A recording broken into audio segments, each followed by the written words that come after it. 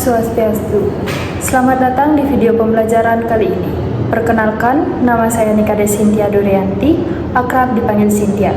Saya dari kelas P semester 4, nomor absen 18.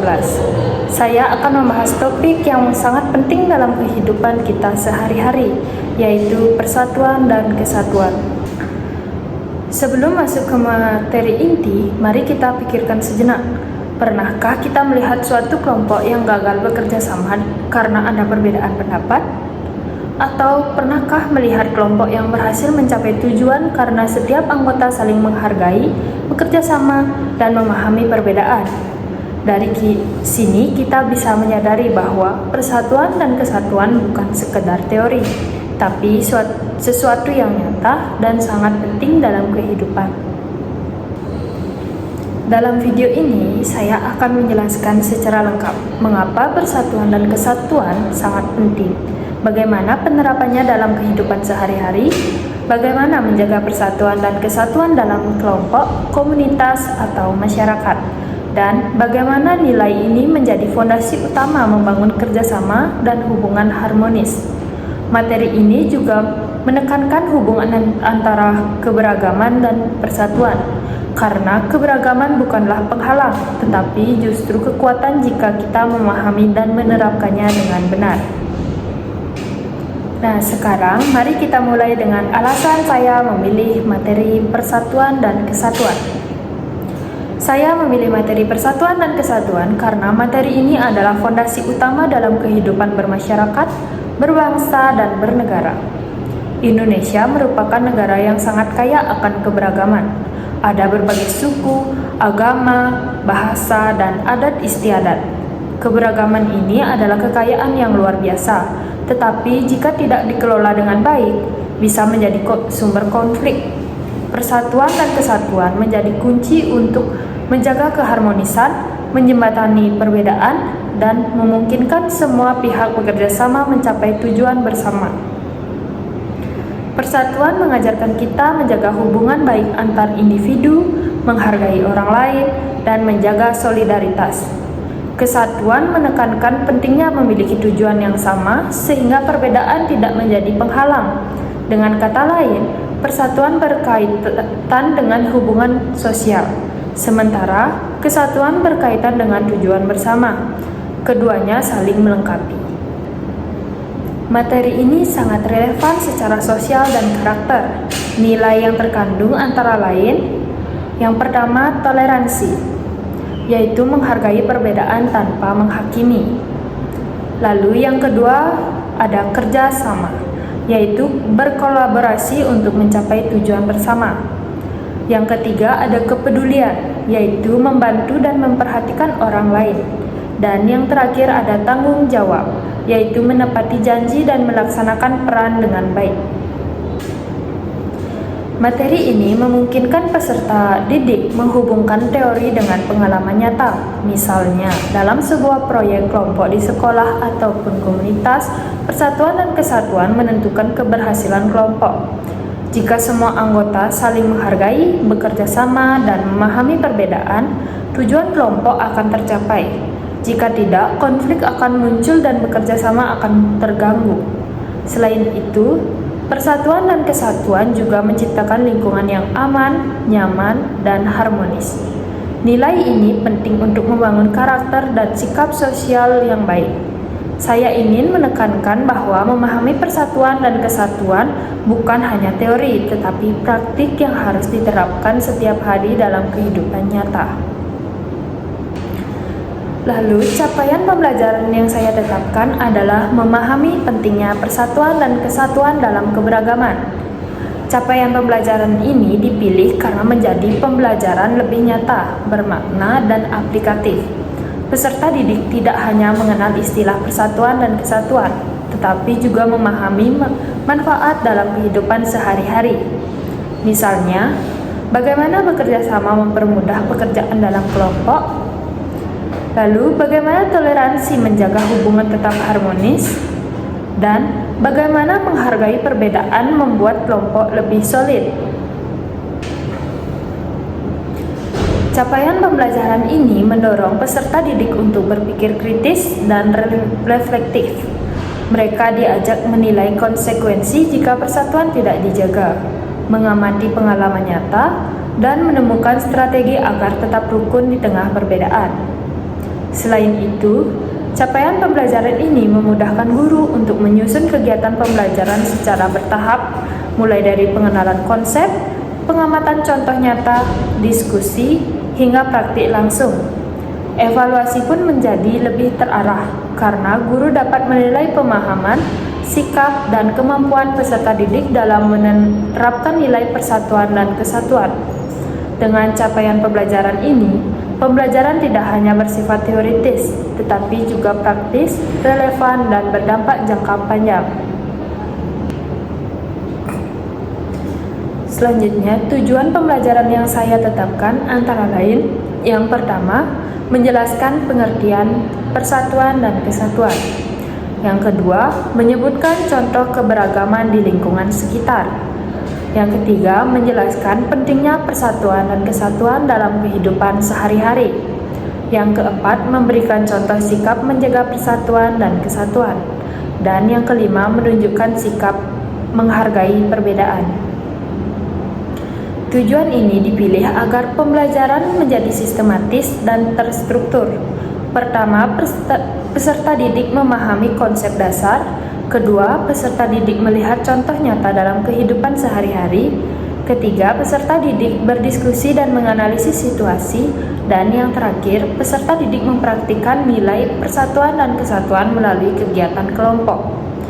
Dengan tujuan yang jelas, evaluasi juga menjadi mudah. Guru dapat menilai apakah peserta didik memahami konsep, mampu menyebutkan contoh, dan menunjukkan sikap sesuai nilai yang diajarkan. Tujuan ini menekankan bahwa pembelajaran persatuan dan kesatuan bukan hanya teori, tetapi perilaku yang diterapkan dalam kehidupan nyata. Selanjutnya, pendekatan yang saya pilih di sini adalah pendekatan saintifik. Pendekatan saintifik dipilih karena mendorong peserta didik belajar secara aktif, bertahap, dan sistematis melalui 3 langkah ini, yaitu mengamati, menanya, dan mencoba. Yang pertama, mengamati. Peserta didik melihat contoh nyata persatuan dan kesatuan, misalnya kerjasama dalam proyek kelompok, gotong royong, atau kegiatan sosial di masyarakat. Mengamati ini membuat peserta lebih mudah memahami fenomena secara langsung.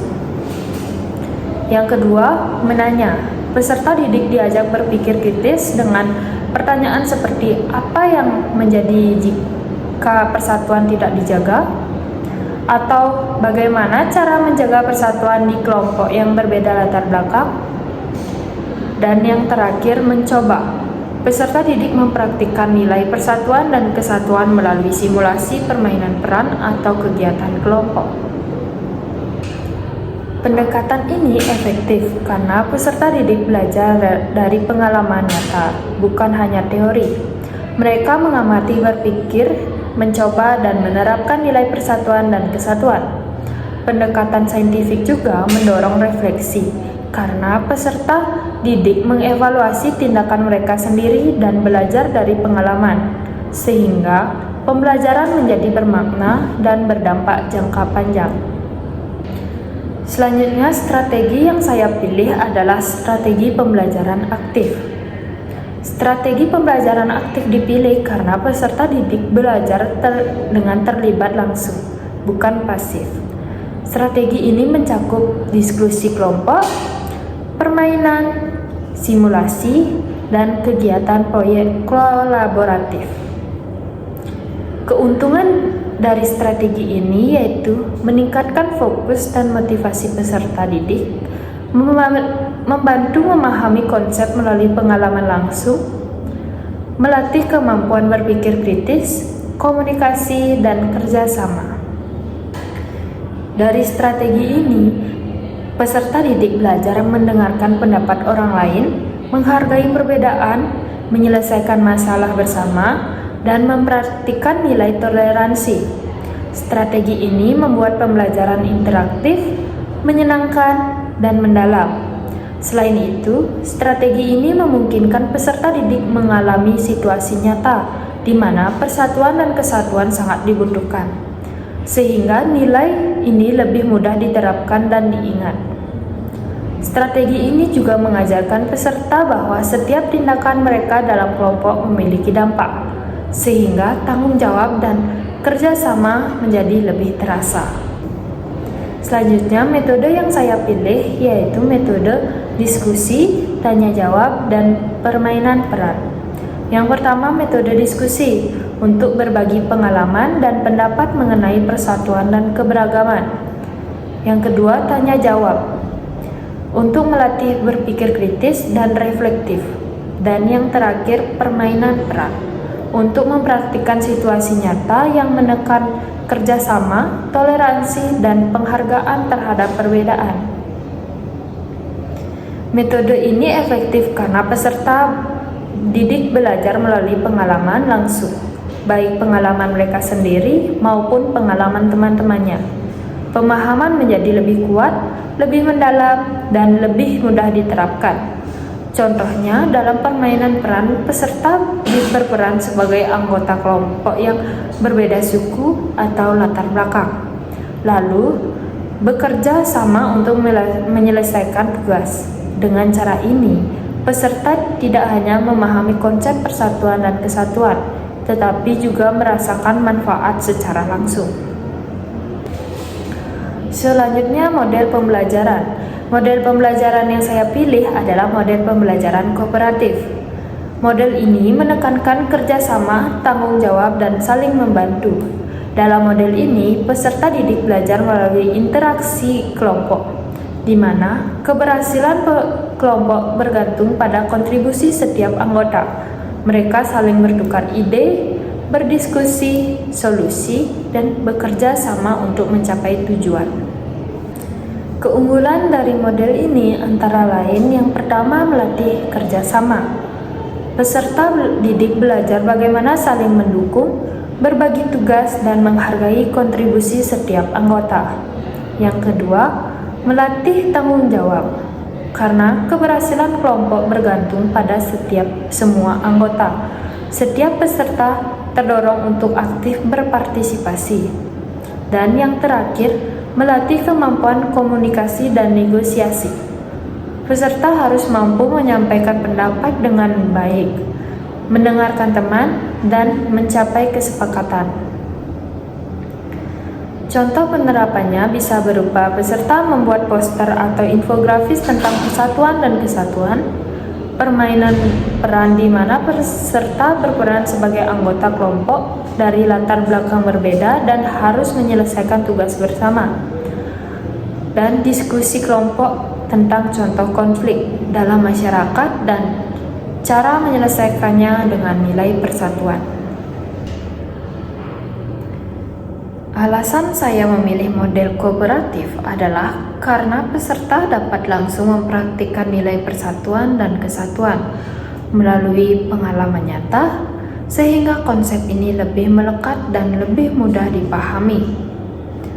Model ini menekankan bahwa persatuan bukan hanya teori, tetapi sesuatu yang harus diterapkan dalam interaksi sehari-hari. Kali ini saya akan mempraktikkan pengajaran pada mata pelajaran Pendidikan Pancasila Sekolah Dasar pada fase C kelas 5 dengan materi Persatuan dan Kesatuan. Baik adik-adik, hari ini kita akan belajar tentang persatuan dan kesatuan. Mari kita berpikir sejenak. Apa yang terjadi jika dalam sebuah kelompok semua anggota hanya memikirkan diri sendiri, tidak saling menghargai, dan tidak bekerja sama? Tentu pekerjaan akan sulit selesai, bukan? Nah, itulah pentingnya persatuan dan kesatuan. Kalian tahu tidak apa itu persatuan dan kesatuan? Persatuan adalah keadaan di mana semua anggota kelompok saling menghargai, bekerja sama, dan menjaga hubungan baik. Lalu, Kesatuan adalah kondisi di mana semua anggota kelompok memiliki tujuan yang sama dan bekerja bersama untuk mencapainya. Contohnya itu, ketika kita membuat proyek kelompok di sekolah, setiap anggota berperan masing-masing. Ada yang menulis, ada yang menggambar, ada yang menjelaskan. Jika setiap orang bekerja sama dan menghargai kontribusi masing-masing, proyek selesai dengan baik. Jika tidak, proyek bisa gagal. Selain itu juga, persatuan dan kesatuan juga terlihat dalam kehidupan sehari-hari. Misalnya, gotong royong membersihkan lingkungan. Semua orang bekerja sama sehingga pekerjaan selesai lebih cepat. Di dalam keluarga, setiap anggota saling membantu dan mendukung satu sama lain. Dan dalam masyarakat, warga yang berbeda latar belakang bekerja sama saat ada bencana, menunjukkan persatuan dan kesatuan. Sekarang, mari kita lihat beberapa sikap yang mencerminkan persatuan dan kesatuan. Yang pertama itu ada saling menghargai, menghormati pendapat dan perbedaan orang lain. Yang kedua itu bekerja sama, membantu dan berkolaborasi dengan orang lain. Yang ketiga itu toleransi, tidak memaksakan kehendak sendiri, menghargai perbedaan budaya, agama, dan pendapat. Dan yang terakhir yaitu peduli, menunjukkan empati, membantu saat ada kesulitan. Penting juga diingat, persatuan dan kesatuan tidak hanya berlaku saat situasi mudah, tetapi juga saat menghadapi masalah atau perbedaan. Ketika ada konflik, persatuan dan kesatuan menuntut kita untuk menyelesaikan masalah secara bijaksana, dengan musyawarah dan tetap menjaga hubungan baik. Kita juga bisa mempraktikkan nilai persatuan dan kesatuan melalui kegiatan sederhana, yaitu saat ada tugas kelompok. Setiap anggota berbagi tugas dengan adil. Saat ada teman berbeda pendapat, kita mendengarkan dan mencoba memahami sudut pandangnya. Dan saat menghadapi perbedaan budaya atau tradisi, kita belajar menghargai dan merayakan bersama. Dengan cara ini, persatuan dan kesatuan bukan hanya teori, tetapi sesuatu yang hidup dan bisa dirasakan manfaatnya setiap hari. Jadi kesimpulannya, pembelajaran hari ini menekankan bahwa persatuan dan kesatuan adalah fondasi penting dalam kehidupan sehari-hari. Nilai ini membantu kita bekerja sama, menghargai perbedaan, menyelesaikan konflik, dan membangun masyarakat yang harmonis. Melalui materi, capaian pembelajaran, tujuan pembelajaran, pendekatan saintifik, strategi aktif, metode diskusi, dan permainan, serta model kooperatif, peserta didik tidak hanya memahami konsep, tetapi juga mempraktikannya. Nilai persatuan dan kesatuan.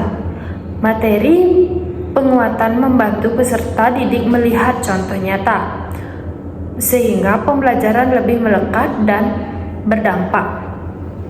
Ingatlah selalu, keberagaman adalah kekayaan, dan persatuan adalah kuncinya. Dengan menjaga persatuan dan kesatuan, kita semua bisa hidup rukun, bekerja sama, dan mencapai tujuan bersama dengan baik. Terima kasih telah mengikuti video kali ini. Semoga bermanfaat dan dapat diterapkan dalam kehidupan sehari-hari. Sampai jumpa di pelajaran berikutnya. Om Santi Santi Santi Om. Salam harmoni. Keberagaman adalah salah satu kekuatan terbesar Indonesia. Dengan berbagai agama, adat istiadat, dan tradisi, bangsa ini menunjukkan bahwa perbedaan dapat menjadi sumber harmoni. Konsep Bhinneka Tunggal Ika menjadi landasan dalam menjaga persatuan di tengah keberagaman. Di dunia yang beragam ini, perbedaan agama bukanlah penghalang untuk bersatu. Kita semua memiliki tujuan yang sama, hidup dalam kedamaian dan saling menghormati. Setiap agama mengajarkan nilai-nilai kebaikan, cinta, dan toleransi. Namun realitanya, beberapa di antara kita masih ada yang menolak atau mendiskriminasi orang berdasarkan keyakinan agama mereka, melakukan tindakan kekerasan atau ancaman terhadap individu, menyebarkan ujaran kebencian, melakukan perlakuan tidak adil terhadap seseorang berdasarkan agama mereka, seperti dalam pekerjaan atau pendidikan, menghalangi orang untuk melaksanakan ibadah ataupun praktik keagamaan mereka. Merasa bahwa keyakinan kita adalah yang paling benar, bahkan kita sering menyalahkan keyakinan orang lain, membuat kita yang harusnya bisa bersatu malah terpecah belah. Maka, di tengah hiruk-pikuk permasalahan radikalisme ini, muncul sebuah istilah yang disebut moderasi beragama. Apa itu moderasi beragama? Kata moderasi berasal dari bahasa Latin moderatio, yang berarti kesedangan, tidak kelebihan dan tidak kekurangan. Sedangkan menurut Kamus Bahasa Indonesia, berarti pengurangan kekerasan dan penghindaran keekstriman. Sedangkan dalam bahasa Arab, moderasi dikenal dengan kata wasat atau wasatiyah, yang memiliki padanan makna dengan kata tawasud, tengah-tengah, iktidal adil, dan tawazun berimbang. Dalam konteks ini, moderasi berarti memilih posisi jalan tengah di antara berbagai pilihan ekstrim. Di era digital ini, media sosial menjadi jembatan komunikasi yang menghubungkan kita. Media sosial bukan hanya platform untuk berbagi informasi, tetapi juga alat untuk membentuk opini publik. Setiap postingan, setiap komentar memiliki potensi untuk membangun atau merusak. Dalam konteks sosiologi komunikasi, kita memahami bahwa pesan yang moderat dapat menciptakan ruang dialog yang konstruktif. Mari kita gunakan media sosial untuk mengedukasi, bukan hanya untuk menginformasikan. Kita bisa memanfaatkan hashtag, kampanye, dan konten kreatif untuk menanamkan nilai-nilai toleransi dan pengertian. Ketika kita berbagi pesan moderasi, kita berkontribusi pada masyarakat yang lebih harmonis. Setiap dari kita memiliki peran. Mari gunakan kekuatan media sosial untuk menyebarkan pesan positif. Bersama kita bisa menciptakan dunia yang lebih baik.